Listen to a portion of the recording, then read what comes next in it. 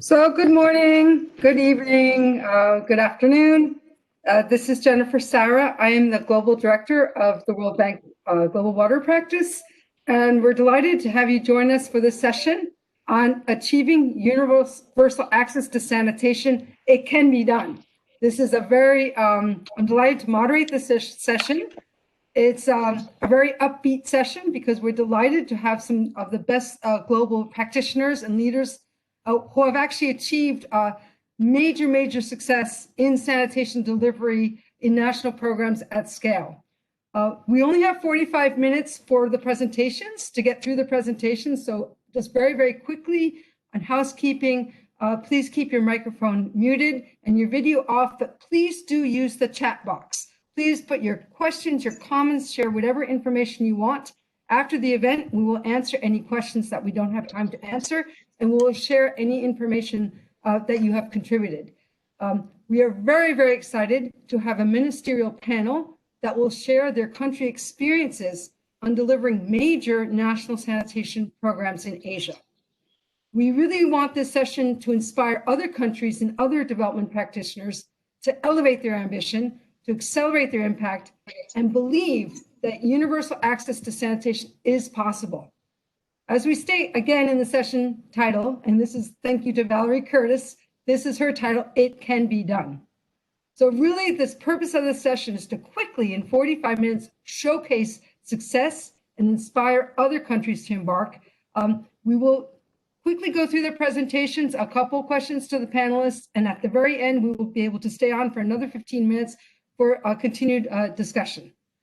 So let me quickly hand over to Professor Valerie Curtis. It really is thanks to her that we're here. A lot of the work that we've been doing has been her leadership for the last 20 or 30 years. She will give a quick overview of the importance of sanitation and discuss some of the key barriers that have stood in the way of achieving universal access. Val is the director of the Environmental Health Group at the London School of Hygiene and Tropical Medicine. She is trained in engineering, in epidemiology and anthropology, and is a very well-known expert on hygiene and behavioral science. Val, thank you for sharing your knowledge and experience with us today. Over to you. Please unmute, Val. There you go. Ahead. I'm unmuted. Can you hear me? You're perfect. Yep. Right. Namaste. Good morning. I'm really glad to be here. Delighted so many old friends are online. One of the advantages of an online conference is you don't have to get on a plane to see your old friends. So it's not quite the same, but it has major advantages. Jennifer, you asked me to talk about the benefits of sanitation. I don't think I wouldn't presume to tell this benefits of sanitation now. I thought we'd start with a little quiz to wake everybody up in the morning. So you can use your chat box. Can you just put down one word, 2 words, what you think are the main benefits of sanitation?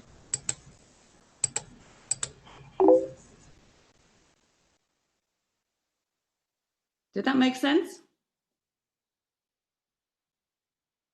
Starting to see them come in. Health, health dignity, environmental health, relief, clean, a better way of income, a better way of living, health and income, women's empowerment, economics, preserving the environment, dignity, civilization, and a lot of extra comments on health, environmental health, dignity, and justice. Okay, that's great. So I think we're all agreed that sanitation is almost a magic bullet that can solve so many of the problems that are related to diseases that pass from one person to another, including COVID-19, and also malnutrition and worms and diarrheal diseases. But it is also about decency, about dignity, especially for women in menstrual periods, for example, not having somewhere to go. It's also about the environment and about water pollution. And in the end, it's a human right. So something that we've all been fighting for many years. The reasons are beginning to come together. We're beginning to see a consensus now of why sanitation is so important. But what I detect is that we're still a bit out of date. We still talk doom and gloom. We still talk about 2/3 of a billion people still practicing open defecation. We're still talking about 2 in 5 facilities, health facilities, for example, having no hand washing facilities. But yet the signs are all there that things are changing. And I think it's time we flipped the coin and looked at the other side of it. Instead of talking all the time about the dirt, the disgust, the mess, the lack of dignity associated with sanitation, we should be talking about sanitation as something modern and exciting and something that is an inevitable adjunct to your beautiful house. A house isn't a home without proper sanitation. And I think that's beginning to happen. I think the norm is now shifting globally to every house having a decent toilet, and every health and indeed other public facility having a decent toilet. So that's what this session is all about. It's all about flipping the coin, moving to a different perspective where it can be done. And because there are so many great success stories now, we've just pulled 3 together, but there are many others which would be interesting to talk about as well, about how achieving universal access to sanitation is possible and how it can be done. So thanks, Jennifer. Thank you so much, Val. Let me now turn to our esteemed panel. I will introduce them one by one right before they speak. Ministers, we asked you to speak today because you are leading or have led a successful national sanitation program. And what we want you to do is share the secrets of your success and how you did it. So first, we will invite Mr. Param Iyer. Param, as many of us know him, has been the Secretary of the Government of India, Department of Drinking Water and Sanitation, Ministry of Jal Shakti, for the last 4 years. During this period, he has led the Indian government's flagship program, the Swachh Bharat Mission, and more recently, the new rural water program, the Jal Javan Mission. I'm actually really delighted because this week, Mr. Iyer has just returned to the World Bank to work with us and coming back at the global practice, and he will be leading our support to other countries to galvanize these types of programs. In his prior appointment in the bank, Param served as a practice manager for the South Asia region. Param has over 25 years of experience in the water supply and sanitation sector and is known for the leadership and an incredible leadership role that he's had with the Swachh program in the government of Uttar Pradesh in India, as well, of course, with the Open Defecation Free India program. So over to you, Param, and really wonderful to have you back in Washington, D.C. Thanks very much, Jennifer. And I'm so glad this started really early because I'm still jet lagged, having been back for a couple of days. But it's a real pleasure to join this panel and this session, and to be able to talk a little bit about the lessons and experiences from India's Swachh Bharat mission. Can we move to the next, please? So this is just a snapshot of what the situation was before the program started, before this revolution. It's really a people's movement. And you can see from those 2 maps of India, on the left is the sanitation status. It was about, the coverage was less than 40%.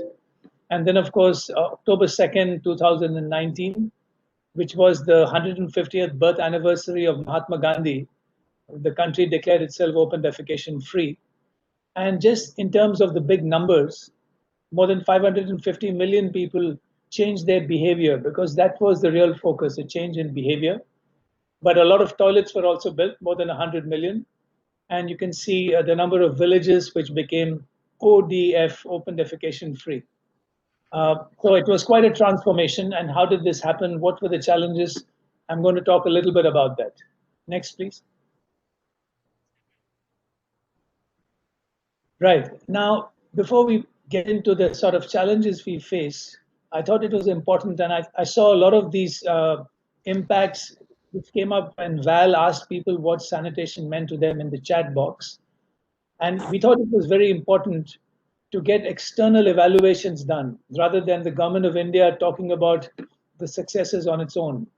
So a number of, so the World Bank, had a project on Swachh Bharat, under which there was an independent verification agency. And I think one very important finding over the last 3 years has been that toilet usage is well over 90%, which is a real indicator of success in terms of change behavior. Of course, we have to keep working at it. But then look at these other impacts. The World Health Organization did a study and found that the Swachh Bharat mission saved over 300,000 lives due to diarrheal deaths avoided, mainly, of course, of children below the age of 5.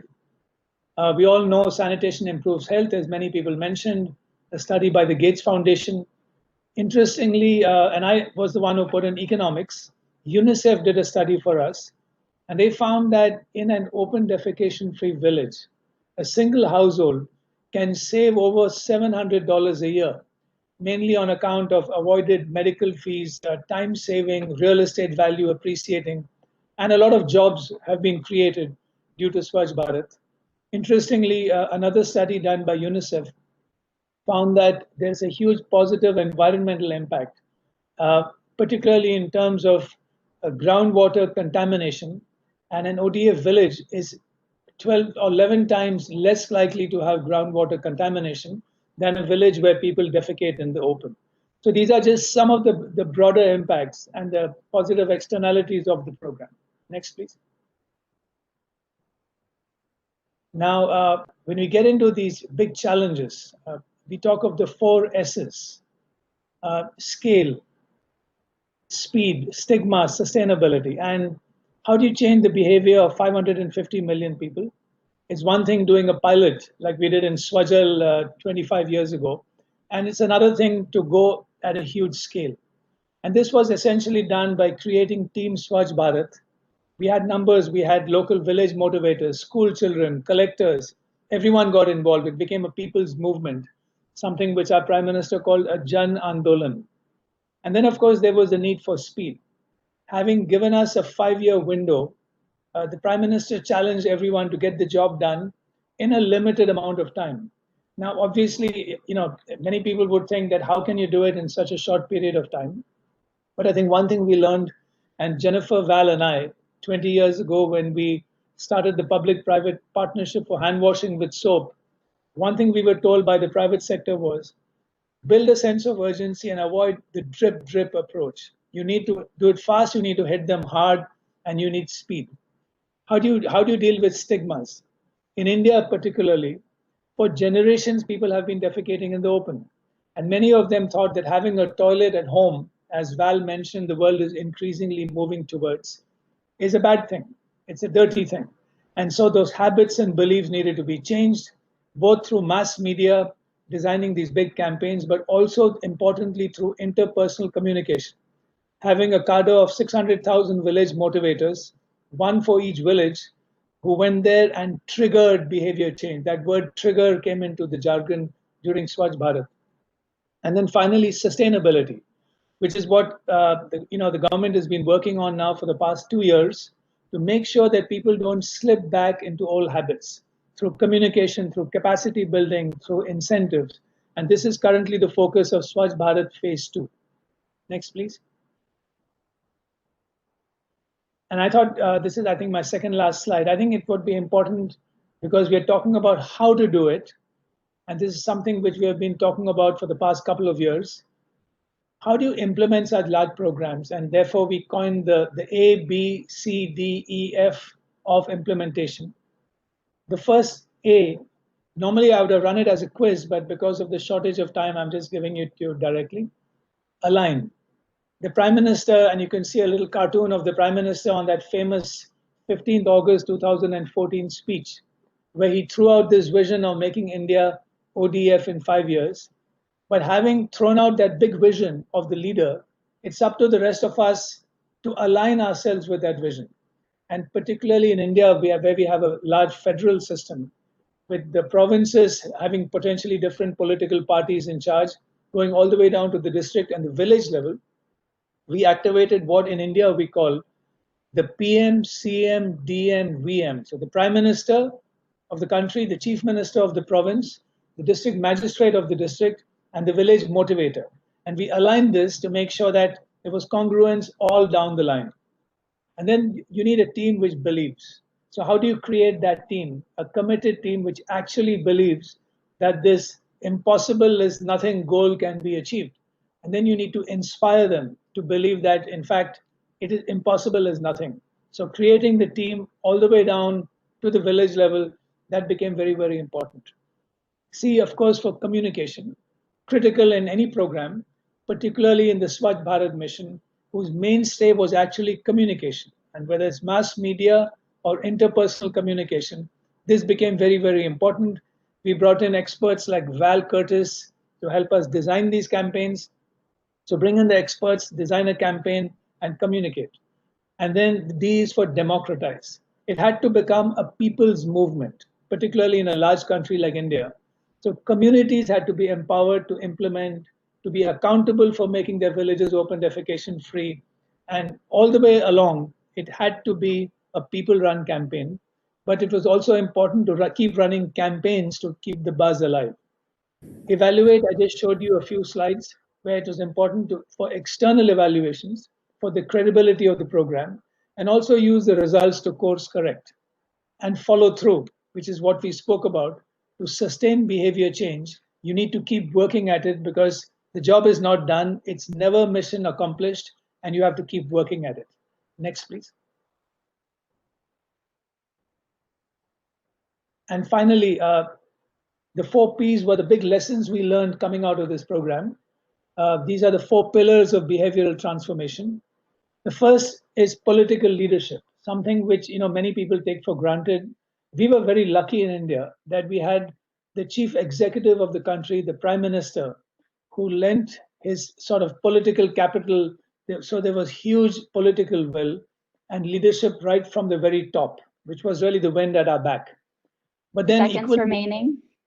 Sure. Equally important was public financing, where the government committed these funds, typically not so easy in many countries, more than $20 billion committed. Partnerships with the bank, with London School, with UNICEF, with civil society, the 3rd P. And finally, of course, people's participation, making it a revolution and a people's program. I think that's my last slide. Thank you very much. Thank you so much, Parag. You've done the impossible, but really just to whet everybody's appetite to really showcase and give us the highlights of the Swachh Bharat mission. It's really a global example of best practice in eliminating open defecation, thinking about sustainability, thinking about behavior change. I really like your presentation where you put the 4 S's, the A, B, C, D, E, F for implementation, and the 4 Ps, because it helps you remember as we go forward and we want to document lessons. It's going to help us then exchange lessons across countries. So thank you for delivering that presentation so succinctly. Let's move over to Vietnam. And I'm really delighted to also introduce a good friend, Dr. Nguyen Thi Lien Huong. Dr. Huong is the General Director of Health at the Environmental Management Agency in the Ministry of Health in Vietnam. She has over 22 years of experience in environmental health, environmental protection, in healthcare facilities, and the health sector's response to climate change. Dr. Huang has experience in providing leadership, direction, and coordination to develop national policies, action plans, standards, and guidelines, enforcing policy implementation and compliance at all levels. Dr. Huang currently serves as a steering committee member of the Sanitation and Water for All, SWA, which is also a very big partner with whom we're working on this universal access program. Dr. Huang finally has been a leader working very, very closely with the World Bank program, supported program on the behavior change and communications work of the program for results in Vietnam. So let me turn it over to you, Dr. Huang. Thank you so much for being here. Thank you, Jennifer. Hi, everyone. Thank you, organizer, for inviting me to this important meeting and giving me a chance to present about universal access to sanitation achievement in Vietnam. Vietnam has a population of 96 million people, of which 66% is living in rural area with 54 different minority groups.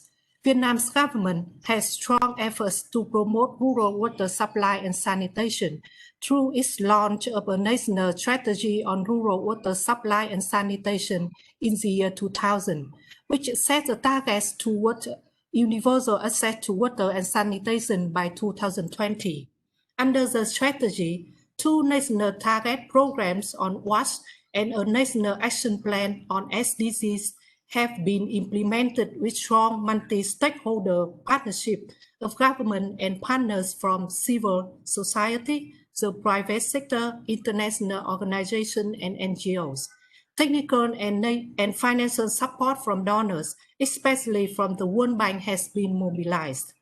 As a result, for the last 10 years, access to rural sanitation in Vietnam increased by 20%, with around 2 million latrines were built. Currently, the coverage of hygienic latrine is 75.2%. However, you can see that the coverage remains still low, about 63% in some regions where poor and ethnic minorities reside. It is estimated 5 million people in Vietnam still practice open defecation. Next slide, please. Our principle for sanitation improvement is based on 3 key elements. The first one is creating demands for sanitation. The second one is development of supply chain. The third is enabling environment for sanitation improvement. And learning and sharing experiences are essential. Next slide, please. Low demand and poor behavior on sanitation are key factors that need to be improved in Vietnam. Therefore, we focus on innovative and direct behavior change communication campaign at community level, targeting at 3 key target groups, having no latrine, being poor and minorities, to ensure no one left behind. From the World Bank assistance, we already developed a very comprehensive BCC package, which is being widely applied in many provinces. Next slide, please. We also introduced several affordable latrine options, as well as created and provided sanitation supply chain from materials to construction, and then guidance on the use and maintenance. For example, with the World Bank assistance, we applied successfully one-stop shop model in Hoa Binh province, then expanded to 21 other provinces. Next slide, please. Here are some of our experiences from national target programs implementation. First, financing for sanitation is important. We mobilize budget from various sources, government budget, donor support, as well as co-financing of households and communities, result-based financing, social policy banks loan for poor households, and revolving fund of women union have been implemented. Second, it is needed to mobilize active participants of the community and each individual in creating demand and supply chains. Third, monitoring and technical support of relevant ministry to local implementing agency and community should be consecutive. Fourth, commitment of local government is crucial for the success of sanitation promotion. Last but not least, learning and sharing experiences from and to other countries will help to achieve sanitation results more effectively. Thank you for your attention. That's all my presentation. Thank you so much, Dr. Wong. You also just did the impossible of presenting this huge program in Vietnam in such a short period of time. Someone already asked, can we please see the slides? And of course, we will share all the presentations. Vietnam's progress has been impressive, and the 3 key ingredients you presented are very important, looking at creating the demand on the community side, but also making sure there's a supply response that's flexible, and looking at the strong enabling environment, again, to look at sustainability of the program. Next, the final presentation is from Indonesia, and I have the great pleasure to introduce Deputy Minister Rudy Prawiradinata, who's the Deputy Minister for Regional Development at the Ministry of National Development Planning, also known as Bappenas, in Indonesia. He oversees a wide range of policies underpinning the government's approach to tackle regional disparities. Prior to his current role, Parudi was a special advisor to the Minister on Poverty Reduction and Social Development and the Director of Poverty Reduction in the same ministry. From 2005 to 2007, he was assigned as the Director for Local Government Capacity Building to rebuild Aceh province after the tsunami. Currently, the Deputy Minister is preparing the next medium-term National Development Plan 2020 to 2024 with an overarching goal to accelerate reductions in regional disparities across the whole country. So thank you, and over to you, Deputy Minister. Thank you again. Thank you, Jennifer. Thank you, hello everyone. I'm very happy to be here, and thank you for having me here. I'm going to share our experience in Indonesia dealing with sanitation issue and water and security in our in this condition of pandemic COVID-19. As you can see in our presentations that Indonesia is managed to increase its sanitation access. Sorry, please allow me to wearing my mask because it's very dangerous. As well as reducing identifications. So you can see that the current improved sanitation access is 77.4%. So this includes assembly managed, basic, and limited access, including certainly 7.5% of fully managed access. The growth rate of access to improved sanitation in 2011-2019 is about 2% per year. Currently, we have 7.6% of households still practicing open defecations. Certainly, we expect that in the next 4 years, we can make us open defecation free like in India.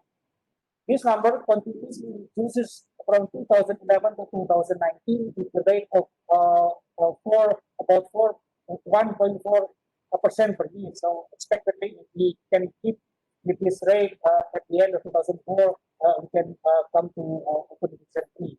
In the next slide, I want to share with you what we have learned in the last 5 years.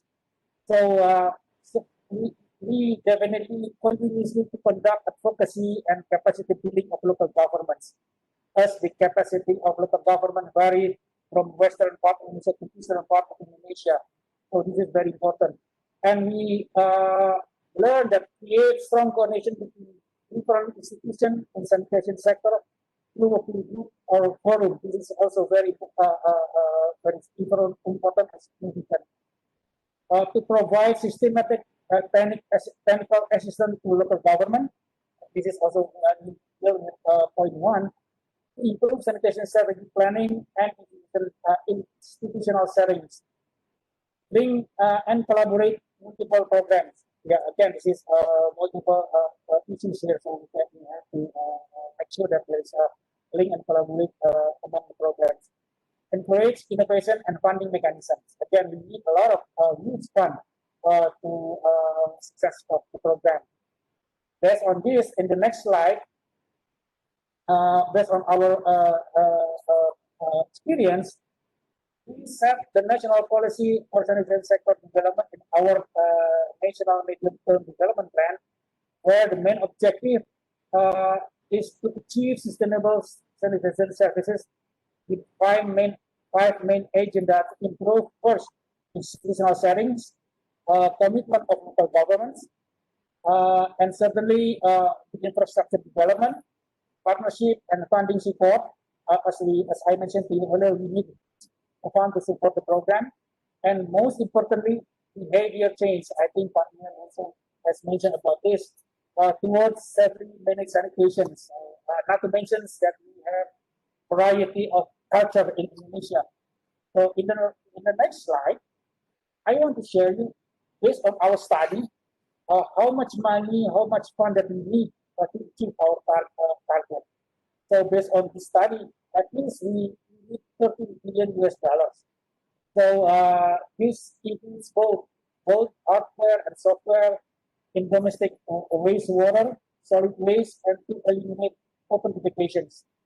As you know, as I mentioned to you earlier, we targeted open defecation free in 2024, and 57 percent of the figures need to come from national budget, which include 44% direct spending of ministries, and then some of them from transfer fund to local government, from central government to local government, for 20%, what we call special allocation fund. Yeah. So this is the budget that we need, and certainly we also need support from private sector and communities, and this would be around 31% of the budget. Again, this is based on our study, so not all the money has been allocated. Actually, our government tried to do as much as possible, but eventually, so far, it's about 17.5% can be allocated to support this. Certainly, we will support from various sources. In the next slide, I want to share about the issues of pandemic COVID-19. Due to unfortunate event of COVID-19, Indonesia has planned a national budget plan in 2021 to accelerate economic recovery and social reform. Certainly, we expect that in the following years, hopefully COVID-19 can be controlled already. And yeah, we are optimistic that we can do that. There are some focus that we want to do in 2021. First, industrial tourism and investment recovery, which is a sector that hit very hard by this pandemic. And then certainly, national health system reform, which includes water sanitation program as part of the promotive and preventive reform, which is going to be a very important part of the, our effort in 2021. And then social safety net system reform, as you know, that a lot of people has been impact of the pandemic. And then lastly, disaster resilience system reform. So we want to include the issues about health in disaster issue. And in the next slide, in the right-hand side, you can see that for COVID-19 countermeasures, we have reallocated much of our budget, including from sanitation development.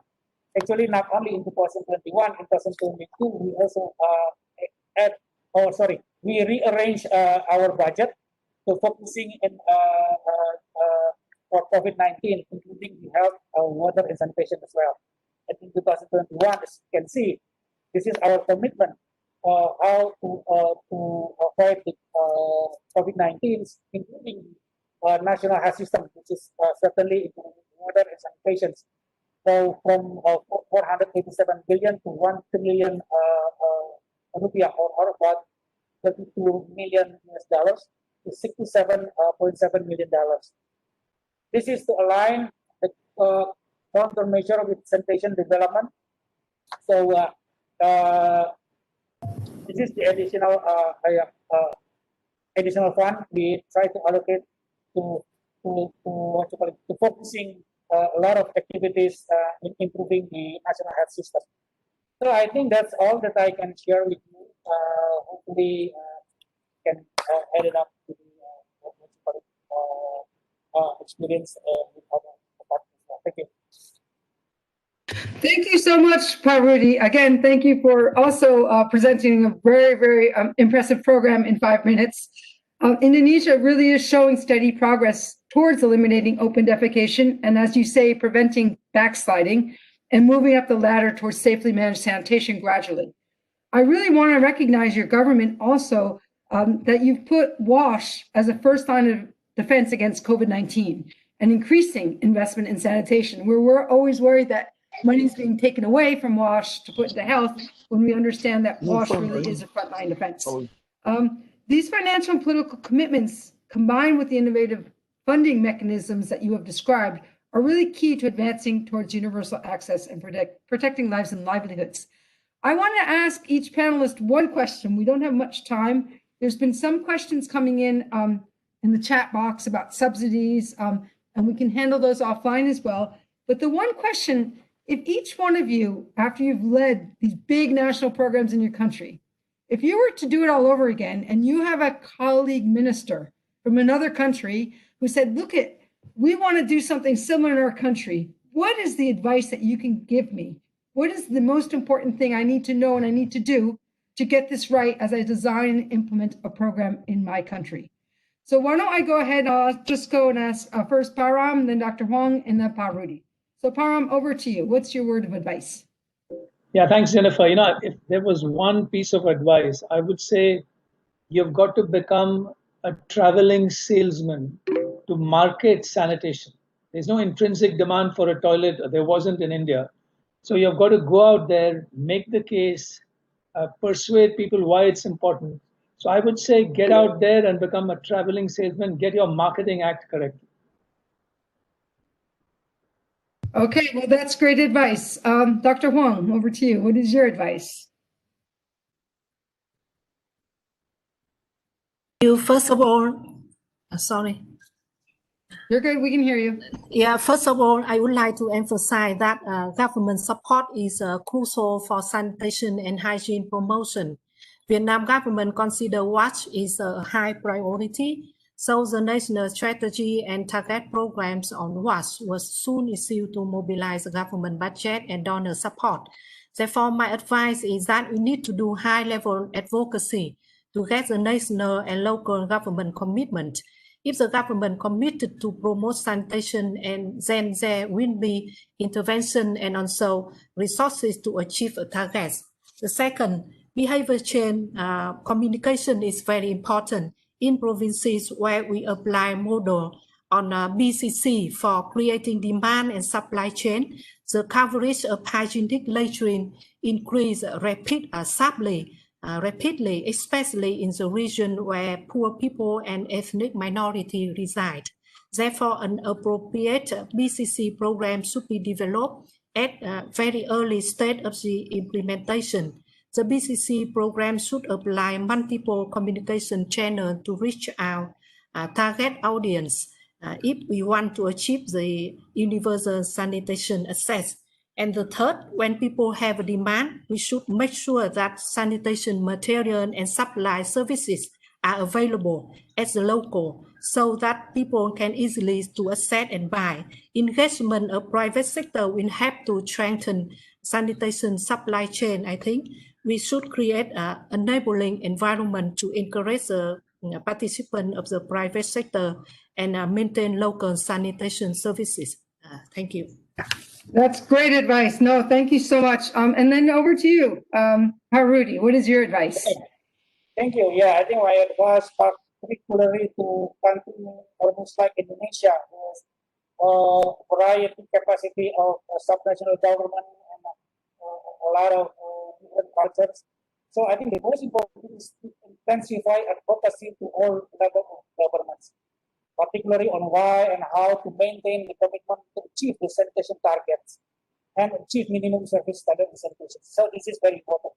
And also to promote behavior change. Again, Indonesia, I think we have still a lot of issues about behavior. So I think this is very important for countries like Indonesia. Continue to strengthen partnership with private sectors. So I think this is, we can get support from the various private sector, because we know that we need a huge fund for successful program. And then lastly, to develop community-based sanitation system. So I think this is very, very important, particularly in Indonesia. I think for something like similar to Indonesia, I think very important. Because again, labor-intensive project is also support local economy recovery, while definitely increasing sanitation access as well as promoting public health. So I think that's all I think we can share to others, particularly segment. Thank you so much, Rudy. And all of you are saying very many of the similar things about advocacy, behavior change, supply response, continuity, leadership, and partnership. And in the spirit of partnership, I would like to welcome my dear friend Kellyanne Naylor, who's the Associate Director of WWWeek from UNICEF. We've agreed as partners how important it is, as UNICEF and the World Bank, as well as other development partners who are active in countries, to really work together and rally our support behind any government who wants to embark on a program at scale. So let me turn it over to Kellyanne to say a few words, please. Great. Thanks so much, Jennifer. And I think, as you said in the beginning, this has certainly been a session of the sanitation giants. And really, congratulations to the government officials for this rapid progress that you've been making. And I think truly, we all feel right now that sanitation can be a success story. Focusing on partnerships, I think you have all really shown the value of partnerships, whether it's across ministries, bringing in technical experts, development partners, and civil society to truly make sanitation a people's movement. And as Jennifer said, this has really been an opportunity where with the World Bank and UNICEF and other partners, we've been trying to see how can we use our convening power to really translate this into a process where we can make sanitation for all in other countries. And I was reminded recently, of a slogan that's come out around partnership being the new leadership. And I think this is certainly an area where we can see that the leadership and success of the leadership of these countries has been the ability to work together in new and transformative ways. I just wanted to highlight how partnership has really led to, I don't know what you want to say, a groundswell of country leadership supported by the World Bank, UNICEF, and others in a partnership approach. And seeing Param here today reminded me that, it seems like a different universe, but about, 2 years ago, we were all in India for the Mahatma Gandhi International Sanitation Conference. And in UNICEF today, we've sort of rearranged the letters and we call this the magic meeting. And we felt that this was a meeting where this idea of yes, it can be done went from kind of a nice idea that we all wanted to believe to real proof that it had been done in a country. And I think what was really interesting about this, and just pointing to one country, Nigeria, where UNICEF, the World Bank, WSSCC, WaterAid, and other partners work together with the Ministry of Nigeria to be able to take a trip to India and, of course, really amplify the Clean Nigeria campaign. And it wasn't, a few months after India that we found ourselves again in Cape Town, where we were at the Africa Sand Conference and found countries like Togo, Niger, Chad, Namibia, Sudan, Eritrea, Madagascar, Ethiopia, just to name a few, that we're already quickly and busily making roadmaps to end open defecation. So I think this has been a real success story of how partnership has translated into concrete results on the ground. And maybe, Jennifer, just one last point that I think is, when we have emergencies, we see the power of partnerships. And I think if we've learned anything from the way that we've been able to respond as a sector to COVID-19 has truly been the way that we've been able to leverage the success of our partnership and long-standing work together on sanitation and hygiene into the hand hygiene for all, of which we see with WHO, the World Bank, London School, and 8 core partners being able to rapidly look at how can we translate what we've learned on behavior change communication and system strengthening into big dividends. Thank you so much, Kelly, and I really, really appreciate this. And I'm glad that you also refer to all the other countries, because it's true, that was a fantastic event in India several years ago to bring all the countries together. We also had an event in Addis in January where we brought several of the big African leaders, and that was really Valerie's idea with Param. And I want to turn it back over to bring it back to Valerie now. This was Valerie's, the session today was really Valerie's idea. What do we do now? There's so much success going on. How do we let success breed success? So Valerie, back to you. Has this session achieved what your objective is, and where do you see us going forward? So back over to you, Val, for some reflections, please. Yeah, sure. Thanks a lot to ministers and their teams for the extraordinary work. And as you say, it's great that Kelly talks about so many countries around the world which have seriously taken up the challenge at a national scale. No longer are we talking about one region or one district or one set of villages. The ambition is large, and Param talked about the big, hairy, audacious goal being something that we learned from industry. You set a very high target, and that drags everybody up to that target. And that is I took big issues with the SDG 6 is talking about achieving universal access by 2030. We can do it so much sooner. We don't need to wait till 2030, and it would galvanize the whole sector if we did try and set ourselves some slightly more stretch objectives. I think every one of the presentations started with the key message that each country was producing for us all was this need to be a traveling salesman, to work at very high level, to inspire, and to get our political leaders from the top to the bottom on board with sanitation. And until we get everybody excited about sanitation, we're not going to achieve those big, hairy, audacious goals that we're setting. So what we need is a constant buzz of communications, of PR. Again, we can learn a lot from the private sector about how they launch a product, for example, into the environment of a country, and how you create excitement around that. If you do that, you can get your leadership from the top, because the leadership from the top says, aha, I see some success here. I can get on the bandwagon. And as you said, Jennifer, success tends to breed success. So this is something that we're all feeling our way towards. How can we best both create success and communicate that success so that people start to believe? I think one of the magic things that Param did in India was he knew that there was a huge, perhaps 30 or 40% of his officials were skeptics who didn't really believe. They didn't believe that Modi's objectives were something that it was even reasonable to begin to think about.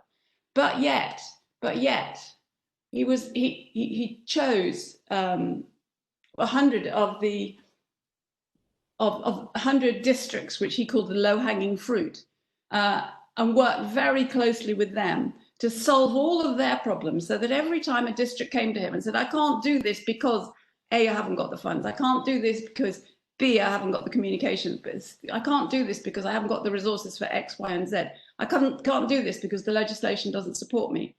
What Param did was work with the leadership of each one of those districts until they could all declare themselves open defecation free. And then you got 100 out of 600 districts in India who you can show the success and you can show the learnings from that success. So the rest of the next 500 districts were built very much on top of the belief that those first 100 had generated, and also the technical learnings.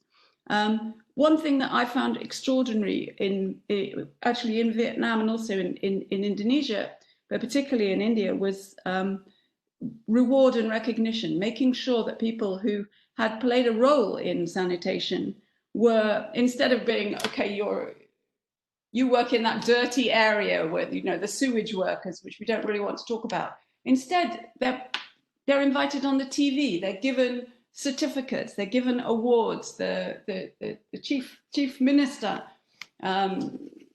sends them a personal email saying congratulations that you've become open defecation free. That sort of reward and recognition is extremely cheap, and we don't need millions to do that. So a very large part of what sanitation, of the story of the success of sanitation in recent years, has been about mobilizing the will for it, mobilizing excitement, mobilizing enthusiasm, inspiring people that it can be done.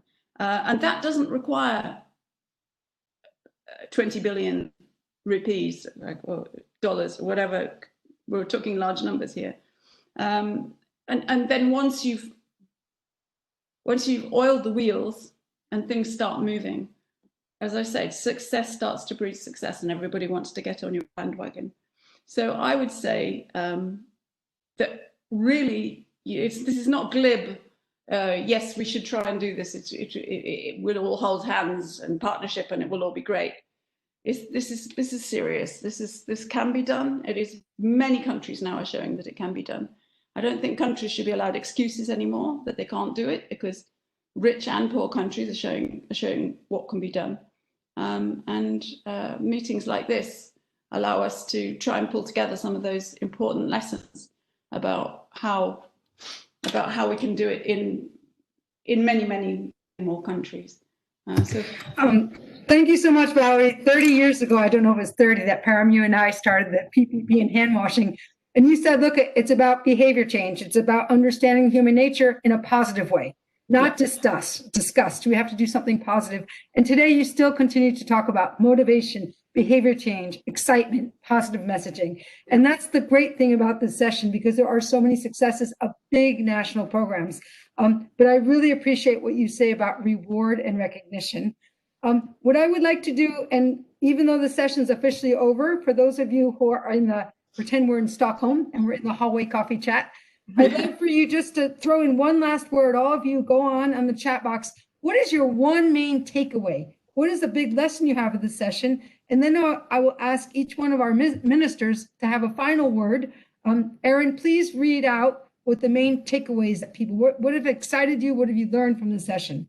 So please go into the chat box, write down what it is that you've learned, what your commitment will be. And Erin, if you could read those out. They're starting to come in. We have community engagement, political commitment, marketing, leadership, good government. Yes, a lot of emphasis on marketing, communication, behavior change, commitment, and just rolling up our sleeves to get it done. Empathy, inclusivity,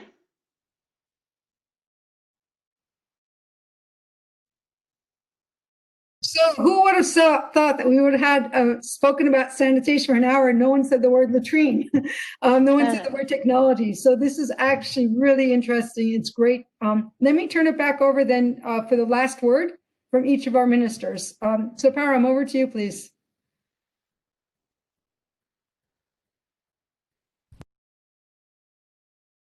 I would say big message, which Val and you mentioned, impossible is nothing and no more excuses.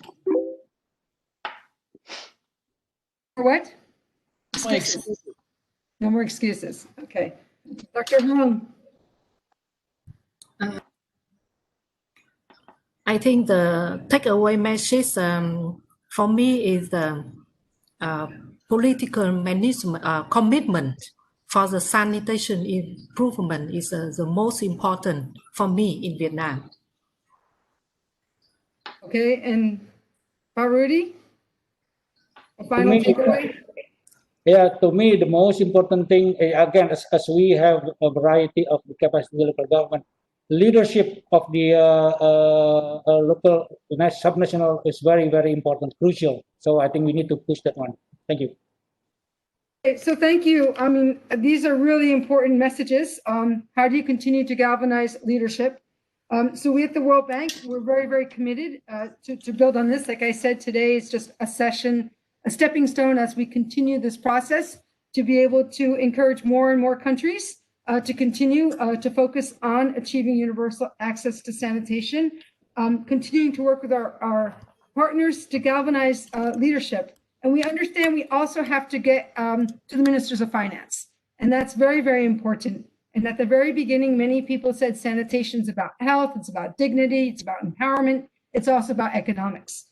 And I think making the evidence and the economic case for this to get the investment to go along with the political leadership, we need the public funding as well as galvanizing private funding. These are parts of the piece that Param had presented. And at the World Bank, we're committed to work with others. We're working very closely with the Sanitation and Water for All. They will be organizing a series of events with ministers of finance virtually on a regional basis. We look forward to working with our development bank partners in countries, NGOs, and anybody else. Really, this is an all of society movement, a partnership but it has to be behind a well-structured government program. And I think that for us is the most important takeaway, is that government needs to be out front, and that we're just here to support. So I want to thank everyone. I want to wrap it up. There's a couple questions that came in about subsidies, about India and urban sanitation. Erin, over to you. I don't know if you want to give the final word on how we will share the questions and answers. Yes, thank you everyone for joining us today. We will be saving the chat box and following up to respond to your questions and comments. So thank you all very much for joining us. Okay, so again, I want to thank the Stockholm World Water Week for going ahead and allowing us to do these at-home sessions. Again, I miss the opportunity to see many of you in person, but let's keep up this dialogue. And again, thank you so much to our three ministers for joining us today. Your work is inspirational, and we really hope to be able to continue to nurture this work in other countries as well. Have a nice day or nice evening, everyone. Thank you again.